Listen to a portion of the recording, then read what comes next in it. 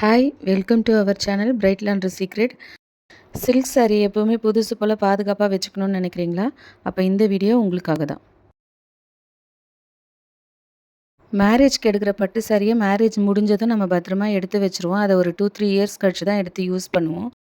Use பண்ணுறதுக்கு எடுத்து பார்க்குற சமயத்தில் பார்த்தீங்கன்னா சாரியில் பிளாக்காக டாட்டடாக வந்து ஃபங்கஸ் ஃபார்ம் ஆகிருக்கும்.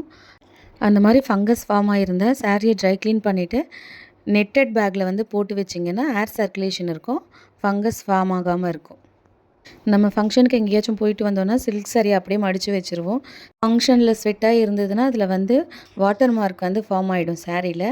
அந்த வாட்டர் மார்க் வந்து ஃபார்ம் ஆகாமல் இருக்கணும் அப்படின்னா வந்து நம்ம ஃபங்க்ஷன் போயிட்டு வந்ததுக்கப்புறமா நம்மளோட சாரியை வந்து நல்லா ஃபேன் காற்றுல காய வச்சு மடித்து எடுத்து வைக்கணும். நெக்ஸ்ட்டு சாரியில் ஏதாவது ஆயில் ஸ்டெயின் பட்டுடுச்சுன்னா நம்ம அதை அப்படியே விட்டுட்டோம் அப்படின்னா கொஞ்ச நாள் கழித்து இந்த மாதிரி வந்து அந்த இடம் மட்டும் வந்து கலர் ஃபேட் ஆன மாதிரி மாறிடும். ஸோ ஆயில் ஸ்டெயின் அந்த மாதிரி ஏதாவது பட்டுச்சுன்னா உடனே நம்ம ட்ரை க்ளீன் பண்ணிடுறது நல்லது. அடுத்து ரொம்பவும் முக்கியமான விஷயம்னு பார்த்திங்கன்னா அயனிங். நம்ம வந்து அயன் பண்ணும்போது வந்து ஒரே இடத்துல ஒரே மாதிரியான ஃபோல்டிங்கில் அயன் பண்ணும்போது இந்த மாதிரி கிழிகிறதுக்கான வாய்ப்பு இருக்குது. இந்த மாதிரி கிழியாமல் இருக்கணும்னா நம்ம சாரியோட மடிப்பை வந்து மாற்றி மாற்றி வச்சு அயன் பண்ணி யூஸ் பண்ணணும். அப்போ தான் வந்து சாரி வந்து இந்த மாதிரி மடிப்பில் கிழியாமல் இருக்கும். வீடியோவில் சொன்ன எல்லா டிப்ஸையும் கண்டிப்பாக மறக்காமல் ஃபாலோ பண்ணுங்கள்.